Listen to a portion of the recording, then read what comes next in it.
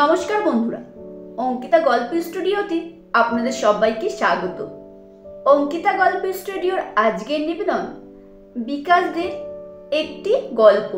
গল্পটির নাম জীবন যেরকম, তৃতীয় পর্ব। জীবন যেরকম গল্পের প্রথম পর্ব ও দ্বিতীয় পর্ব আমি কমেন্ট বক্সে পিন কমেন্ট করে দেব। আপনারা যদি এখনো পর্যন্ত না শুনে থাকেন তাহলে লিঙ্কে ক্লিক করে শুনে নিতে পারেন। তো চলুন আজকে তৃতীয় পর্ব শোনা যাক। বারাক নদীর পরে ছোট্ট রেল শহর বদরপুর। এখানে এক দিক জুড়ে আছে রেলওয়ে কলোনি, রেলের বিভিন্ন অফিস, অন্যদিকে অন্যান্য চাকরিজীবী ও ব্যবসায়ীরা। সুজাতার স্কুল বদরপুরের কেন্দ্রস্থল থেকে একটু দূরে পশ্চিমে। সুজাতার বন্ধু সাথীর বাড়ি বদরপুরের পূর্বে, প্রায় 1.5-2 কিলোমিটার দূরে বদরপুর ঘাটে। সুজাতা এসে প্রথমে বন্ধুর বাড়িতেই উঠল। সাথী ও সুজাতা শিলচর জিসি কলেজে একসাথে পড়াশোনা করেছিল। যদিও সাথী হোস্টেলে থাকতো, তবুও ওদের মধ্যে বন্ধুত্ব গড়ে উঠেছে এবং এখনো তা অব্যাহত।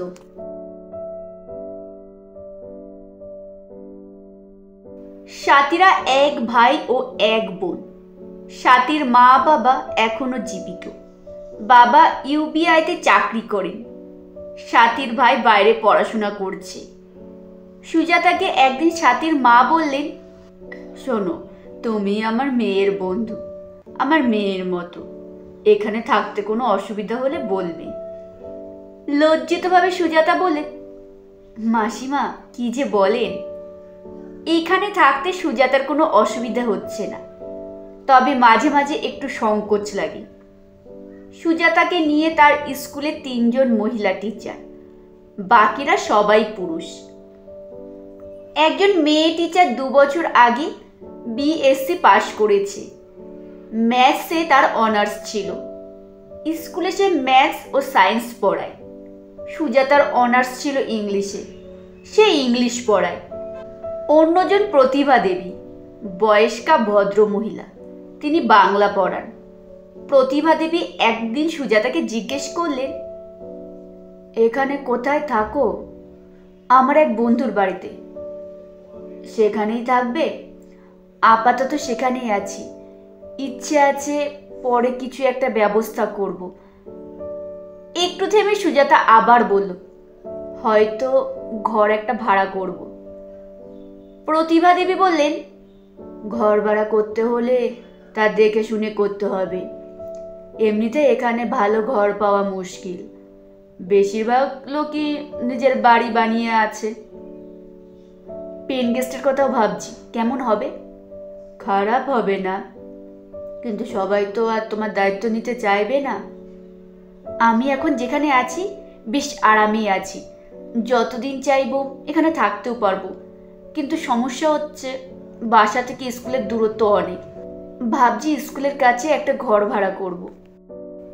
একটু সময় ভেবে প্রতিভা দেবী বললেন, স্কুলের কাছেই আমার বাড়ি।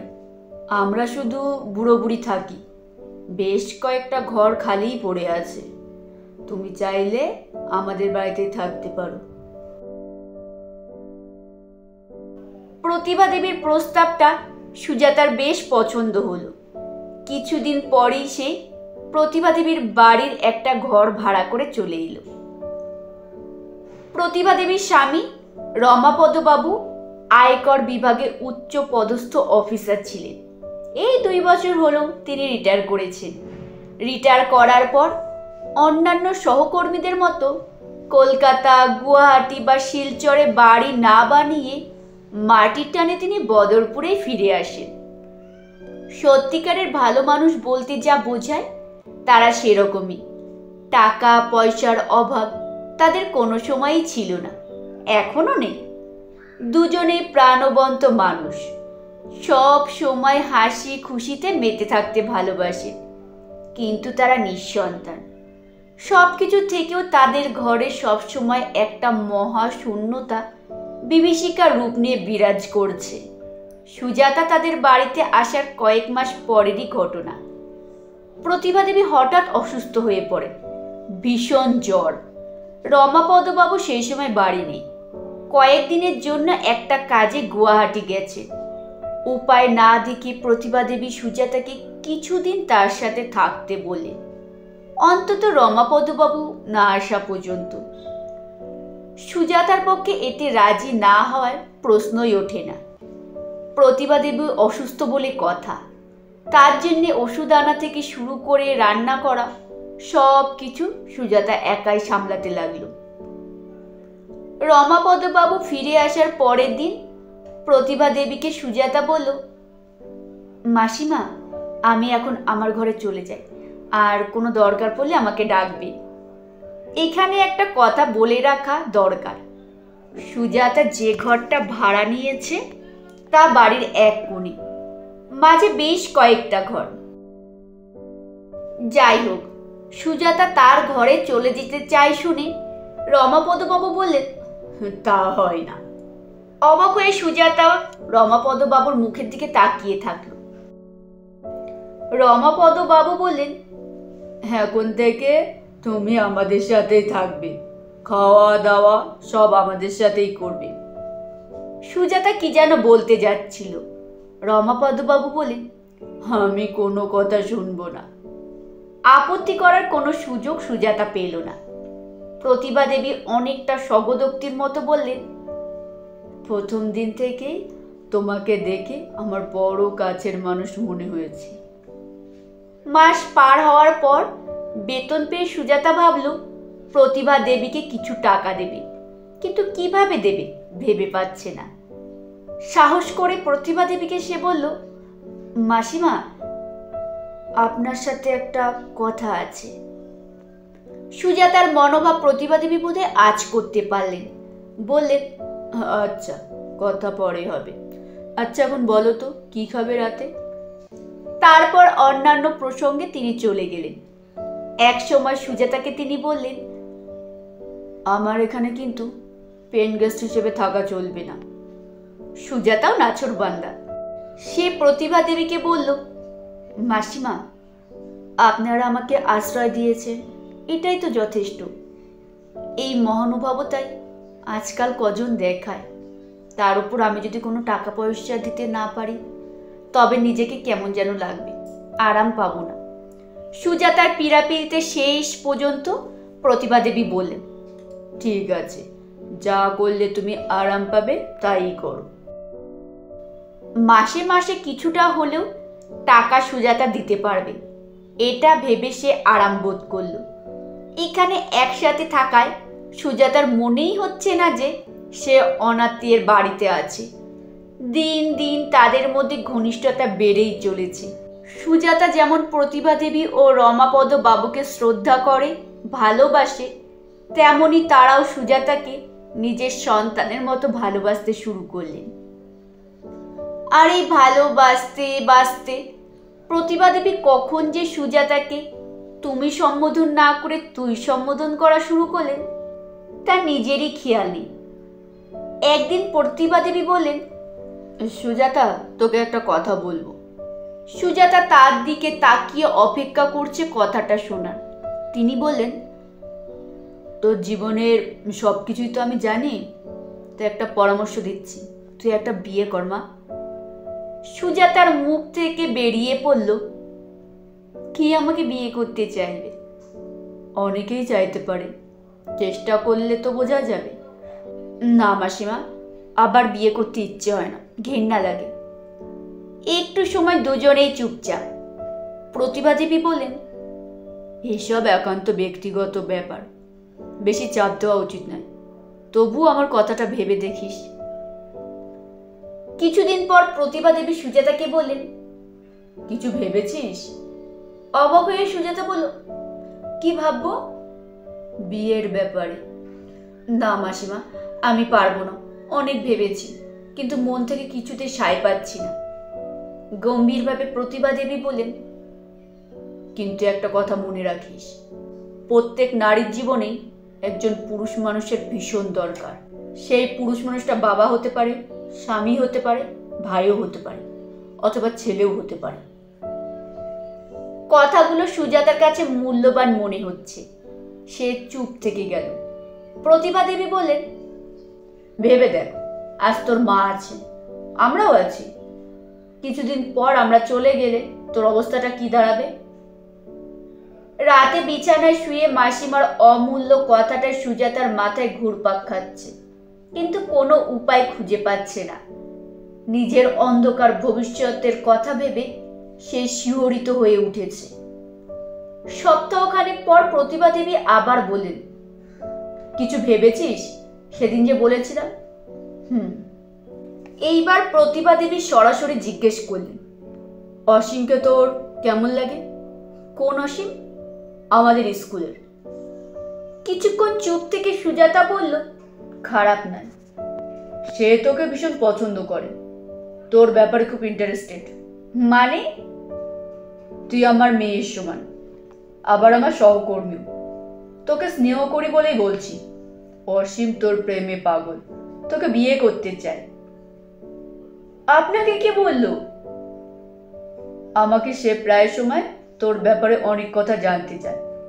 2-3 দিন কায়দা করে এমনও ইঙ্গিত দিয়েছে যে তুই রাজি থাকলে। প্রতিভা দেবীর কথা শেষ করার আগেই সুজাতা জিজ্ঞেস করল, সে কি আমার ব্যাপারে সব জানে? কিছুটা নিশ্চয় জানে। আর সব মানে কি? তুই একজন ডিভোর্সি, এই তো।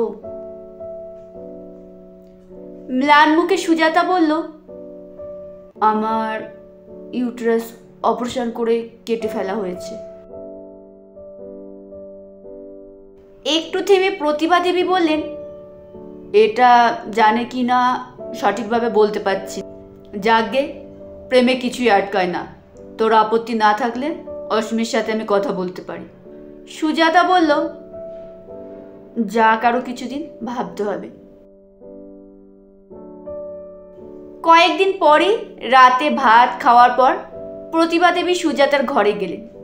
রমাপদ বাবু সেই সময় অন্য ঘরে ঘুমে। তাকে দেখে সুজাতা বলল, কি ব্যাপার মাসিমা? বিমর্ষ সুরে প্রতিভা দেবী বললেন, তোর সম্মতির অপেক্ষা না করে আমি নিজে অসীমের সাথে খোলাখুলি কথা বলেছি। তোর ব্যাপারে তাকে সব কথা বলেছি।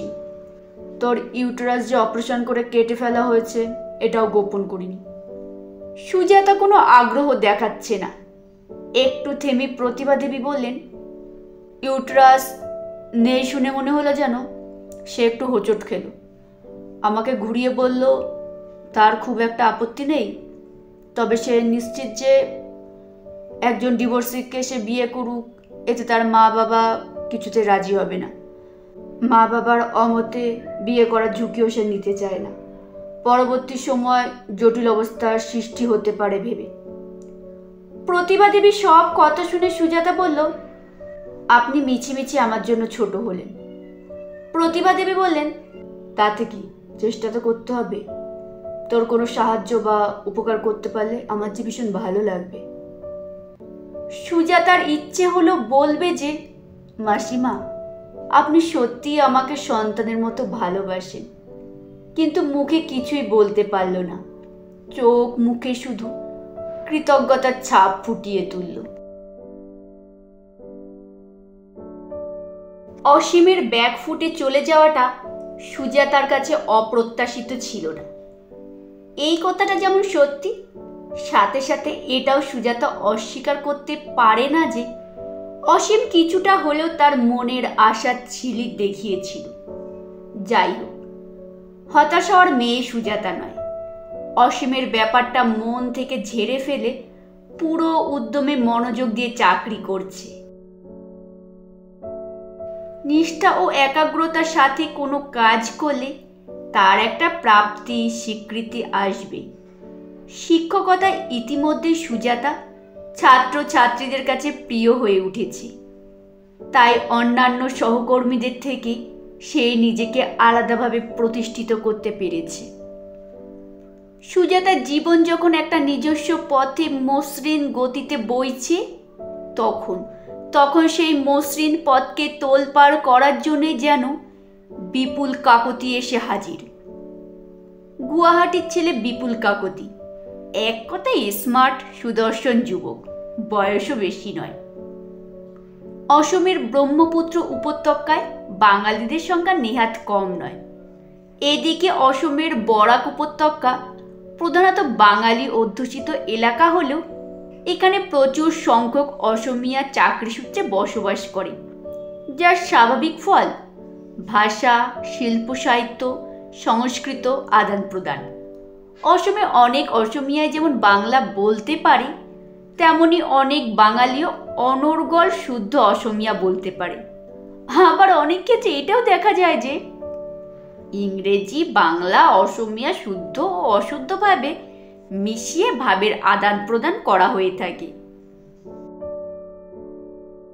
একদিন বিপুল সুজাতাকে জিজ্ঞেস করল, আপনার ঘর ইয়াত? না, শিলচরত। ইয়াত কত আসো? প্রতিভা দেবীর বাসায়। তেখেতে আপনার রিলেটিভ নাকি? রিলেটিভ না হলেও মুখ রিলেটিভের মতো মরম করে। সহকর্মীদের সবার সাথে একই রকম মধুর গম্ভীর সম্পর্ক গড়ে না উঠলেও 2-4 জনের সাথে নিবিড় সম্পর্ক হয়ে যায়। বিপুল ও সুজাতা দুজনেই ইংলিশের টিচার হওয়ায় তাদের মধ্যে সম্পর্ক গড়ে উঠতে সময় লাগেনি। একদিন বিপুল বলল, কালিময় স্কুল তো নাই, এই কারণে আপনার ট্রাভেলস হয়েছে। কথাটার মানে স্পষ্ট না হয় সুজাতা জিজ্ঞেস করল, মানে? বিপুল বলল, মানে এক্সট্রা ক্লাস লবলাইকা হয়েছে। একটু হেসে সুজাতা বলল, আমাদের মধ্যে আন্ডারস্ট্যান্ডিং থাকবই লাগিব। বিপুল মুগ্ধভাবে সুজাতার দিকে তাকিয়ে থাকলো। এতে সুজাতার অস্বস্তি লাগে, আবার ভালোও লাগে। ঠিক স্পষ্টভাবে বুঝিয়ে বলা যায় না। এ এক অদ্ভুত ধরনের উপলব্ধি। মেয়েদের সিক্সথ সেন্স প্রবল, এটা কে না জানে। বেশ কিছুদিন ধরেই সুজাতার মনে হচ্ছে বিপুল তার সাথে কথা বলে খুব খুশি হয়, কিন্তু ভাষার ব্যবধান থাকায় সে অনেক সময় অনেক কথা সুজাতাকে না বলে তার নিজের মনে রেখে দেয়। অথবা এমনও হতে পারে নতুন এসেছে বলে এখনই এতটুকু ফ্রি হতে চায় না। 2 দিন ধরে সুজাতা স্কুলে যায়নি। পরের দিন বিকেলে বিপুল সুজাতার বাসায় এসে হাজির। তাকে আচমকা দেখে সুজাতা অবাক। বিপুল বলল, 2 দিন স্কুলে জো নাই, বেমার টেমার হয়েছে নাকি? প্রতিভা দেবু জোয়া নাই, নইলে খবর পেতাম। মুখ থেকে অবাধ্য চুল সরিয়ে সুজাতা বলল, শরীর খারাপ। কথাটা নিজের কানে কেমন যেন লাগলো, তাই সুজাতা আবার বলল, মানে বেমার? কি হয়েছে? ইমান সিরিয়াস না? দরব খালে নাকি? সুজাতা বিপুলের দিকে চেয়ে থাকলো, যার অর্থ কথাটার মানে সে বুঝতে পারেনি। এটি অনুমান করে বিপুল বলল, আই মিন মেডিসিন খালে নাকি? এখনো নাই খোয়া। অনেকক্ষণ ধরে ঘরের মধ্যে আর কাউকে দেখতে না পেয়ে বিপুল জিজ্ঞেস করল, প্রতিভা দেবী কত? উনি বাইরে গেছেন, কাল আহি পাবো। আলির গরত? শব্দটার মানে বুঝতে না পেরে সুজাতার আবার চুপ থাকার পালা। মুহূর্তে ব্যাপারটা বুঝতে পেরে বিপুল বলল, রিলেটিভের গরত? হ্যাঁ, মেশর লগত ধর্মনগর গইছে। কিবা হেল্প লাগিলে মোক কব। কথাটা বলেই বিপুল ভাবল এইভাবে বলাটা হয়তো সুন্দর নয়। তাড়াতাড়ি বলল, মানে আপনার বেমার, ওই কারণে কইছো। হঠাৎ সুজাতার মনে পড়ে গেল একটা ওষুধ এখনো কেনা হয়নি। এই জন্যই বোধহয় জ্বর একটু কমলেও কাশিটা কিছুতেই কমছে না। সে বলল, বেয়া না পেলে একটা কথা বলবো। সোৎসাহে বিপুল বলল, শিওরলি। চেয়ার ছেড়ে উঠে সুজাতা ভেতরের ঘরে চলে গেল।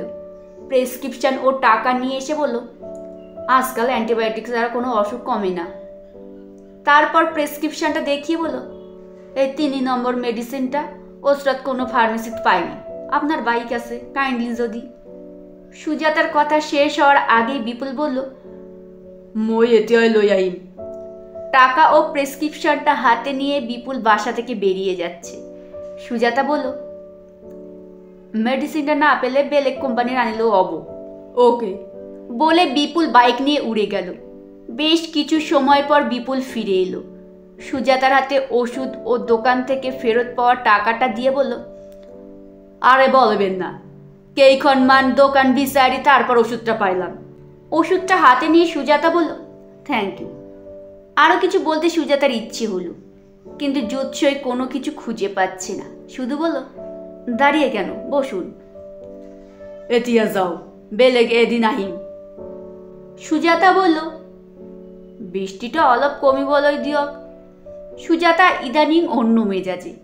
কেন জানি তার মনে পড়ে গেল সেই বিখ্যাত উর্দু শায়রি, যার মোটামুটি অর্থ হচ্ছে, হে মেঘ, এত বর্ষণ দিও না যাতে সে আসতে না পারে, আসার পর এত বর্ষণ দিও যাতে সে যেতে না পারে। বিপুল বলল, কি বা ভাবিছে? তার কথায় সুজাতা চমকে গেল। মুহূর্তে নিজেকে সামলে নিয়ে বলল, না তো। একটু বিনয় দেখিয়ে বিপুল বলল, মই যাও। ঝিরঝিরে বৃষ্টি উপেক্ষা করে বিপুল বেরিয়ে পড়ল সুজাতার বাসা থেকে।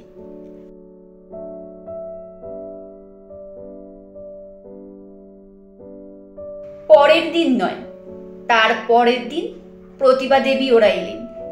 সুজাতার কাছ থেকে তার অসুখের কথা, বিপুলের কথা সব শুনলেন। কিছুক্ষণ চুপ থেকে প্রতিভা দেবী বলেন, বিপুল ছেলেটা অসমিয়া না হয় বাঙালি হলে ভালো হতো। হঠাৎ কেন বললে এই কথা? সুজাতাকে বিয়ে করার জন্য প্রস্তাব দেওয়া যেত, এটা ভেবেই প্রতিভা দেবী এরকম বলেছিলেন। কিন্তু আসল কথাটা গোপন রেখে শুধু বললাম আর কি। প্রতিভা দেবীর মনের কথা পড়তে সুজাতার বিন্দুমাত্র অসুবিধা হলো না। বেশ কিছুদিন ধরে নিজেকে সুজাতার কেমন যেন অচেনা লাগে, অথবা বলা যায় এতদিন পর বিয়ের আগের মতোই যেন নিজেকে সুজাতা ফিরে পাচ্ছে। সেই প্রাণবন্ত ফুরফুরে মেজাজ, বেঁচে থাকার প্রবল ইচ্ছা। বেশিরভাগ প্রেমের ক্ষেত্রে চলচ্চিত্র ও সাহিত্য প্রসঙ্গ আসবেই। একদিন স্কুলে টিফিনের সময় কথা প্রসঙ্গে বিপুল সুজাতাকে বলল, আপনাদের Uttam Kumar is a great actor, ফিমেলদের মধ্যে Aparna Sen is excellent. Bangla cinema দেখিছে নাকি? কেইক্ষণমান সত্যজিৎ রায়, মীনা সেন দেখেতে তো ওয়ার্ল্ড ফেমাস ফিগার। সিনেমার তুলনায় অসমিয়া থিয়েটার স্ট্যান্ডার্ড। চাইছে কেতিয়াবা একবার কহিনু দেখিছো, কেনেকুৱা লাগিল? সুপার। মই বাংলা কিতাবও পড়িছ। কোন রাইটারে? রবীন্দ্রনাথ ঠাকুর, সুনীল গঙ্গোপাধ্যায়, সঞ্জীব কি জানো? পদবিটা ভুলে যাওয়ায় বিপুল তা মনে করতে চেষ্টা করল। সুজাতা মনে করিয়ে দিল, চট্টোপাধ্যায়। হ্যাঁ, কারেক্ট। মইও ভবেন্দ্রনাথ শইকিয়া, হোমেন বরগোহাইয়ার গল্প পড়ছি। এমন সময় অন্যান্য সহকর্মীরা এসে পড়ায় প্রসঙ্গটা থেমে গেল।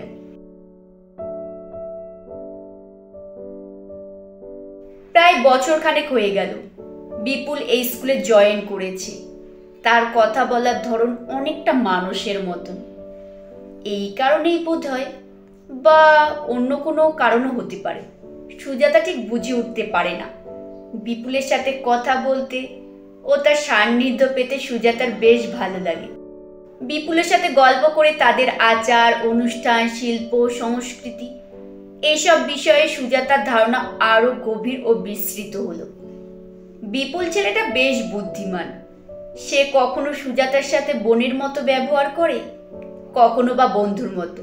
এটাও অস্বীকার করা যায় না, তার ব্যবহারে সুজাতা কোনো কোনো সময় প্রেমিকের রূপও দেখতে পায়।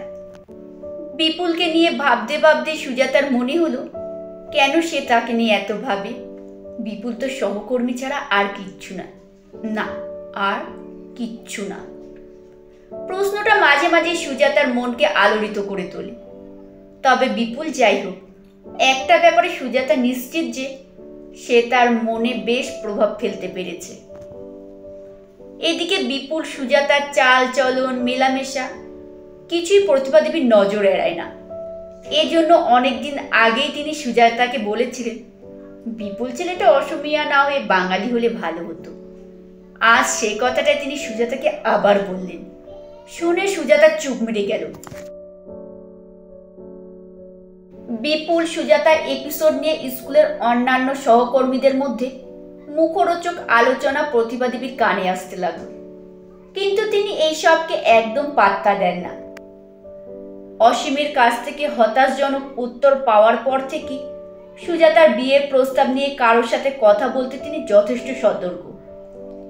এই জন্য বিপুল সুজাতার উপর তিনি আরো কিছুদিন পরীক্ষা নিরীক্ষা চালাতে চান, অবজারভেশনে রাখতে চান। স্কুলে বিপুলকে একদিন একা পেয়ে প্রতিভা দেবী জিজ্ঞেস করলেন, তোমার ঘরে কে কে আছে?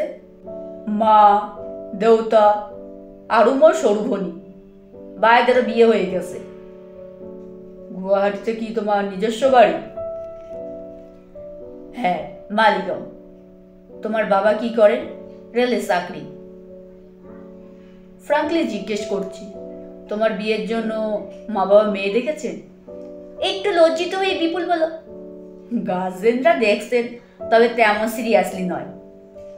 কিছুক্ষণ পর প্রতিভা দেবী বলে, তুমি তো দেখছি ভালো বাংলা বলতে পারো। মালিগাঁও তো বেশিরভাগ লোকই বাঙালি। এছাড়া আমার ভাইদেরও বিয়ে হয়েছে এক বাঙালি ছেলের সাথে। কথাটা শুনে অবাক ও খুশি হয়ে প্রতিভা দেবী বলে, সত্যি নাকি? হ্যাঁ। বাঙালি মেয়েকে তোমার কেমন লাগে? ফাইন। তারপর একটু হেসে হালকা চালে আসল কথাটা প্রতিভা দেবী জিজ্ঞেস করলেন, বাঙালি মেয়েকে বিয়ে করতে তোমার আপত্তি আছে? বাঙালি মেয়ে পাম কত? তুমি বললে নিশ্চয়ই দেখতে পারো। বাঙালি মেয়েকে বিয়ে করতে তোমার মা দেবতার আপত্তি আছে? এই ব্যাপারে আমার ভাই বোনেরা সচাকই ভাগ্যবান। আমাদের মা দেবতা খুবই broad mentality and modern in the truest sense of the term. তারপর কিছুদিন পর প্রতিভা দেবী বিপুলকে সুজাতার প্রসঙ্গ এনে সব বিস্তারে তার ব্যাপারে সব জানালেন। মনোযোগ দিয়ে সব শুনে বিপুল জানালো, সুজাতা রাজি থাকলে বিয়েতে তার কোনো আপত্তি নেই।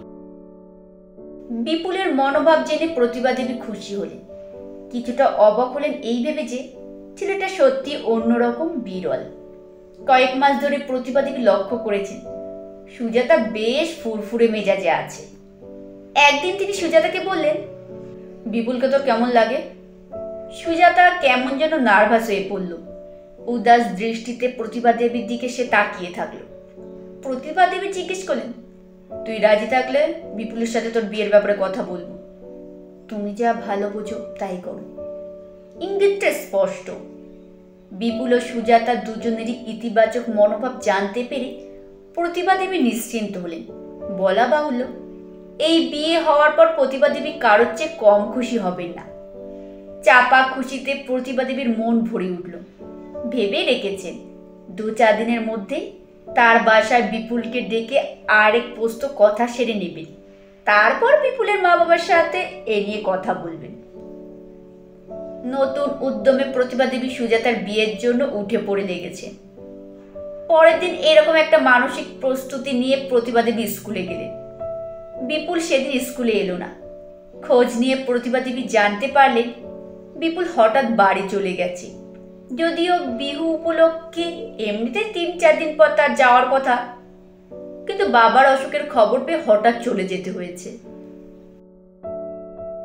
বিপুলের ফিরে আসতে দেরি হচ্ছে দেখে প্রতিভা দেবী ভাবছেন রঙালী বিহু যৌবনদের উৎসব, আনন্দের উৎসব।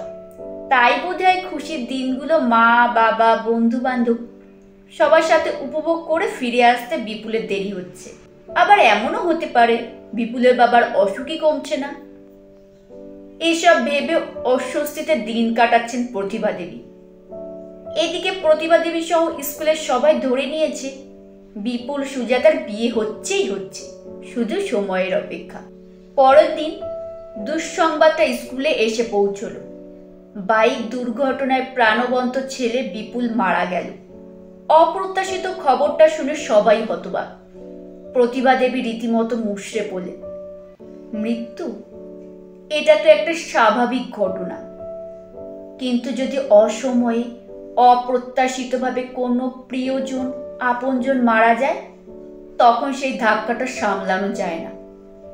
অথচ সামলাতে হয়, মৃত্যুটাকে মেনে নিতে হয়। সুজাতা ভেবে পায় না বিধাতা কেন যে বারবার তাকে নিয়ে রসিকতা করছেন।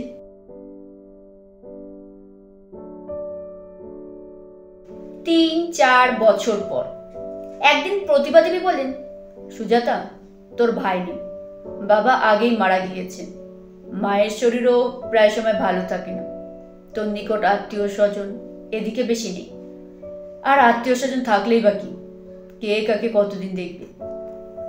তারপর একটু ইতস্তত করে তিনি বললেন, একটা কথা বলবো, না করতে পারবি না? আচ্ছা বলো না। অনেক চেষ্টা করছি, কিন্তু তোকে তো আর বিয়ে দেওয়ার ব্যবস্থা করতে পারছি না। যাকে ভাবছি তুই একটা পুত্র সন্তান দত্তক হিসেবে গ্রহণ করলে কেমন হবে। সুজাতাকে উৎসাহ দেওয়ার জন্য তিনি আবার বললেন, আমাদের সময় এসব প্রচলিত ছিল না, নইলে আমিও নিতাম। সুজাতা চুপচাপ। প্রতিভা দেবী থামতেই চাইছে না, বললেন, তুই হয়তো ভাবতে পারিস এতে অনেক ঝামেলা। শোন, কোনো চিন্তা নেই, সব ঝামেলা আমার উপর ছেড়ে দিবি। কয়েক মাস পর আমি রিটায়ার করব, সব কিছু আমিই সামলাবো। দেখবি, দেখতে দেখতে দিন চলে যাবে, ছেলে বড় হয়ে যাবে। মাসিমা সেই অমূল্য কথাটা, সব নারীর জীবনেই একজন পুরুষ মানুষের ভীষণ দরকার, সুজাতার মনে এখনো গেঁথে আছে। যদিও সে জানে নারী আগের মতো অবলা নয়। যাই হোক, প্রতিভা দেবীর কথার জবাবে সে স্পষ্ট ভাষায় না বলতে পারল না। সুজাতার স্কুল 2 দিন বন্ধ, তার পরের দিন রবিবার। এই সুযোগে সুজাতা চলে গেল শিলচরে তার মায়ের কাছে। বদরপুরে আসার পর এর আগেও সে কয়েকবার মায়ের কাছে গিয়েছিল। বেশ কিছুদিন পর মেয়েকে কাছে পেয়ে সুলেখা বেশ খুশি হলো। একদিন কেনাকাটা করার জন্য সুজাতা বাজারে বেরিয়েছে। রাস্তায় শ্রেয়ার সাথে দেখা। কয়েক বছর পর শ্রেয়া আগের চেয়ে বেশ মোটা হয়ে গেছে। তাকে দেখে সুজাতা প্রথমে চিনতেই পারেনি। শ্রেয়া জিজ্ঞেস করল, কিরে, কবে এসেছিস? কাল। সুজাতার সংক্ষিপ্ত উত্তর, ভালো আছিস তো? মোটামুটি। কিছু একটা জিজ্ঞেস করতে হয় বলে সুজাতা বলল, তুই কবে এসেছিস? শ্রেয়া বলল, প্রায় 15 দিন হয়ে গেছে, এখন যাওয়ার সময় হয়ে গেছে। সুজাতা ভদ্রতা দেখিয়ে বলল, সময় পেলে একদিন বাসায় আসবি। শ্রেয়া বলল, ঠিক আছে। পরের দিন সকালেই শ্রেয়া সুজাতার বাসায় এসে হাজির। দুই বন্ধু অনেকক্ষণ নানা প্রসঙ্গে গল্প করল। একসময় শ্রেয়া বলল, অনেকদিন তোর সাথে দেখা হয়নি, শোন, ভগবান যা করেন মঙ্গলের জন্যই করেন। সুজাতা বলল, কেন এই কথা বলি? শ্রেয়া বলল, ভালোই হয়েছে, ওই লম্পটের সাথে তোর ডিভোর্স হয়ে গেছে। সুজাতা কিছুই বলল না। আসলে কল্যাণকে নিয়ে কোনো কথা বলতে তার একদম রুচিতে হচ্ছে না। কল্যাণের সাথে যে একসময় তার বিয়ে হয়েছিল, এই পুরো ব্যাপারটা যত তাড়াতাড়ি সম্ভব সে ভুলে যেতে চায়। কিন্তু কল্যাণের প্রসঙ্গ শ্রেয়া ছাড়তেই চাইছে না। সে বলতে শুরু করল, গুয়াহাটি থেকে তুই চলে আসার পর কল্যাণের স্বভাব চরিত্র আরো খারাপ হতে লাগলো। প্রায় রাতে তো সে বাসায় ফিরত না, এমনকি অফিসেও প্রায় দিন যেত না, জানিস। এইসব শোনার কোনো আগ্রহ সুজাতার নেই। তবুও তুষের আগুনের মতো তার মুখ থেকে বেরিয়ে পড়ল, বস কিছু বলতেন না? কে? গাঙ্গুলি সাহেব। শ্রেয়া বলল, গাঙ্গুলি সাহেব? সে তো তুই চলে আসার কয়েক মাস পরেই বদলি হয়ে চলে যান। একটু থেমে শ্রেয়া আবার বলল, গাঙ্গুলি সাহেব বদলি হয়ে দিল্লি চলে যাওয়ায় তার মেয়েকে নিয়ে মজা লুটবার দিন কল্যাণের ফুরিয়ে গেল। তখন তো সে অন্য শিকারের লোভে ছুটোছুটি শুরু করেছে। অফিসে কল্যাণের দায়িত্ব জ্ঞানহীনতা দেখে নতুন বস মিস্টার নায়ার প্রচন্ড চটে গেলেন। কোম্পানির ওপর মহলে মিস্টার নায়ারের বেশ হাত। কল্যাণের বিরুদ্ধে তিনি তাদের কাছে অভিযোগ করে কল্যাণকে তাদের কোম্পানি থেকে ছেটে দিলেন। বেকার হয়ে কল্যাণ দিশেহারা হয়ে পড়ল। মদ খাওয়া সে আরও বাড়িয়ে দেয়। বছর খানেক পরে সে মারা গেল। ডাক্তারের করার কিছুই ছিল না। অন্যায়ের শাস্তি সে ভালোভাবেই পেল। এক শ্বাসে কথাগুলো বলে শ্রেয়া থামল। সুজাতা কোনো মন্তব্য করল না। আরো কিছুক্ষণ গল্প করে শ্রেয়া উঠে পড়ল। শিলচরে আসার পর সুজাতা মায়ের সাথে একই বিছানায় ঘুমায়। সেদিন রাতে বিছানায় শুয়ে মা মেয়ে গল্প করছে। বেশিরভাগ গল্প সুজাতার স্কুল নিয়ে। অনেক ভেবে চিন্তে ইতস্তত করে একসময় সুজাতা মাকে বলল, মা, একটা কথা জিজ্ঞেস করবো ভাবছি। সুলেখা বললেন, বল না। সুজাতা বলল, আজকাল নিজেকে আমার প্রায় সময় একা একা মনে হয়, ভালো লাগে না জানো তো। বাঁচার কোনো উৎসাহ পাই না, বাঁচতে হয় তাই বাঁচছি। সুজাতার কথায় হতাশার সুরে স্পষ্ট। সুলেখা কি বলবেন ভেবে পাচ্ছেন না। সুজাতা বলল, মা, একটা পুত্র সন্তান দত্তক নিলে কি খুব খারাপ হবে? মেয়ের কথা শুনে সুলেখা খুব খুশি হলেন। সুজাতাকে অবাক করে দিয়ে তিনি বললেন, মোটেই খারাপ হবে না, ভালোই হবে। তারপর সুলেখা জিজ্ঞেস করল, এই বুদ্ধি তোর মাথায় কিভাবে এসেছে? প্রতিভা দেবী যে এই বুদ্ধিটা তাকে দিয়েছেন তা সুজাতা সবিস্তারে বলল।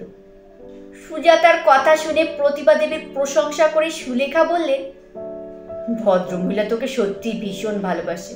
যাই হোক, দত্তক নিতে হলে আর দেরি করিস না। বয়স বাড়িয়ে কি লাভ বলতো?